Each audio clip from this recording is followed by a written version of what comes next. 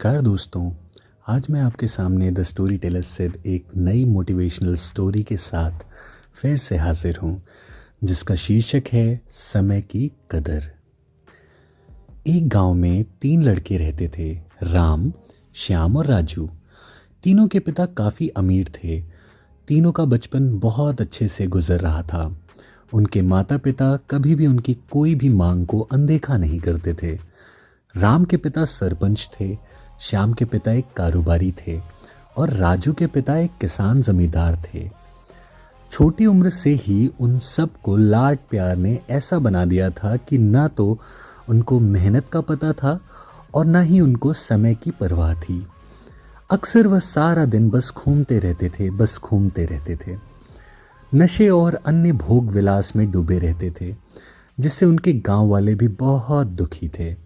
सरपंच और बड़े लोगों के बच्चे होने के कारण उनकी कोई भी शिकायत नहीं करता था, जिससे उनका मनोबल और भी बढ़ गया था।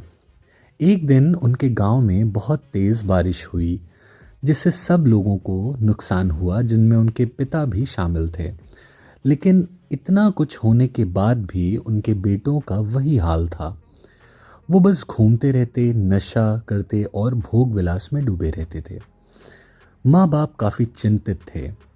ये तीनों भले ही कितने गंदे थे, लेकिन इन तीनों के अंदर एक खास बात थी जिसकी पहचान किसी को नहीं थी और उनको खुद भी नहीं पता था।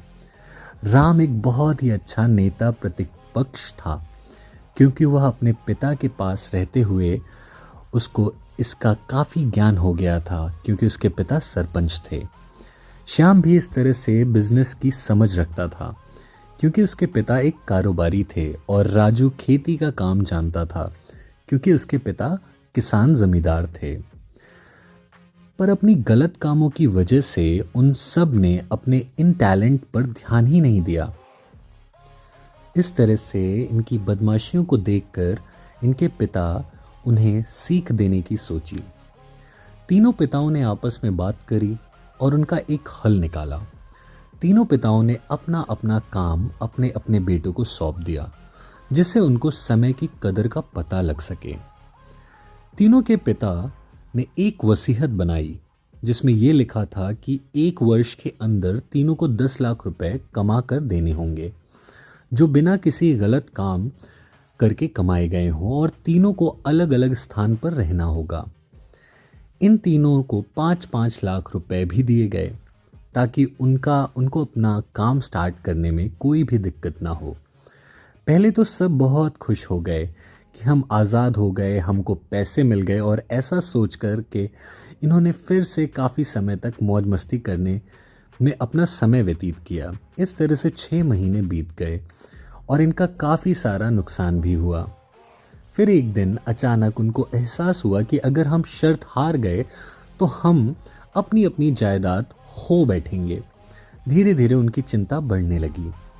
एक दिन वो इसी उधेड़-बुन में एक पार्क में बैठे थे और कुछ डिस्कस कर रहे थे कि उनके सामने एक छोटी सी लड़की मिली, जो फूल बेच रही थी और साथ में पढ़ भी रही थी।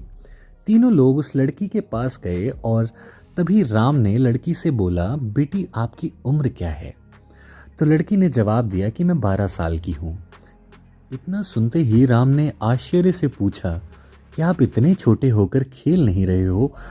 इस पर लड़की ने जवाब दिया कि मेरे पापा इस दुनिया में नहीं रहे और माता बीमार रहती हैं, इसलिए मैं ये काम करती हूँ।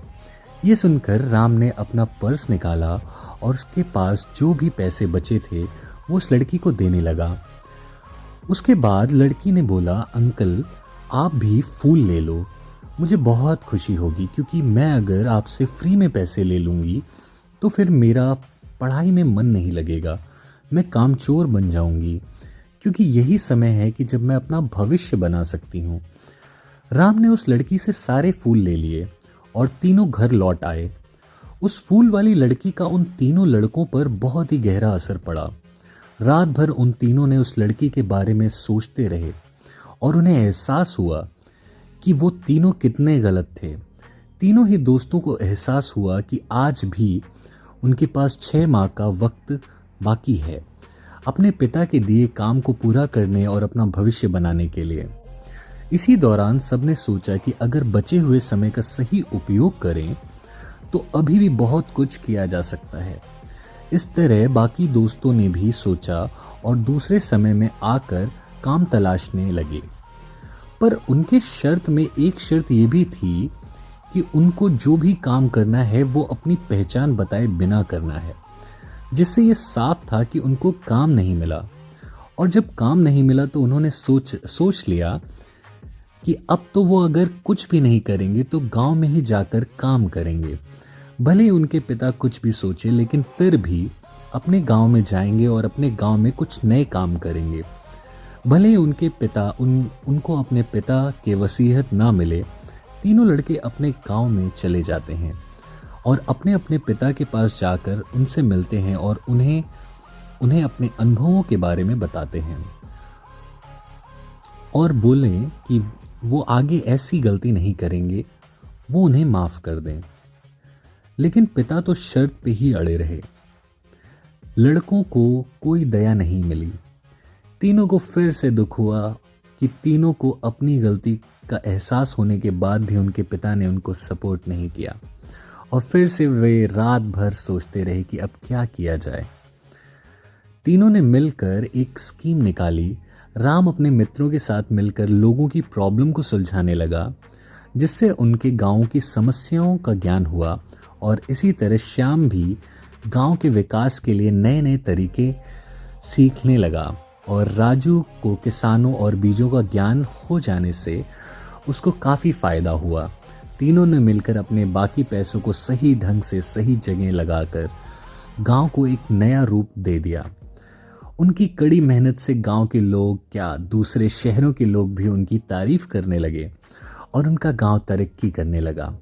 नई तकनीकों के कारण हर वर्ग के लोगों से उनका जुड़ाव होने लगा और एक समय आने के बाद उनके पिताओं ने भी उनको माफ़ कर दिया। इस तरह से दोस्तों उन तीनों को समय की कीमत का अंदाज़ा हुआ कि पहले वो कितना समय बर्बाद कर रहे थे, लेकिन जब से उनको समय की कीमत का अंदाज़ा हुआ तब से उन्होंने समय को बर्बाद करना बंद कर दिया। काम करके पैसा कमाया, नाम कमाया और ये सीखा कि ईमानदारी से ज़िंदगी कैसे जीते हैं। दोस्तों कुल मिलाकर कहने का मतलब यही है कि आप सभी समय को बर्बाद ना करें। अगर ये समय आपके हाथ से निकल गया तो कुछ नहीं कर सकते। और हाँ, समय के पास इतना समय नहीं है कि वो आपको दोबारा समय दे। समय बर्बाद करने का हज़ारों तरीका होता है, लेकिन आप ऐसा कोई तरीका चुनिए जो ज़िंदगी में आपके काम आए और इस समाज की ज़िंदगी को बदल कर अपने भविष्य और समाज और देश के काम आए। तो दोस्तों ये थी आज की मोटिवेशनल स्टोरी। मुझे उम्मीद है कि आप सबको ये पसंद आएगी। अगर आपको अच्छा लगे तो इस चैनल को सब्सक्राइब कीजिए और इस वीडियो को अपने दोस्तों से शेयर कीजिए, लाइक कीजिए। मैं मिलूँगा आपको नेक्स्ट वीडियो में। तब तक के लिए अपना और अपने फैमिली का ख्याल रखिए। Take care.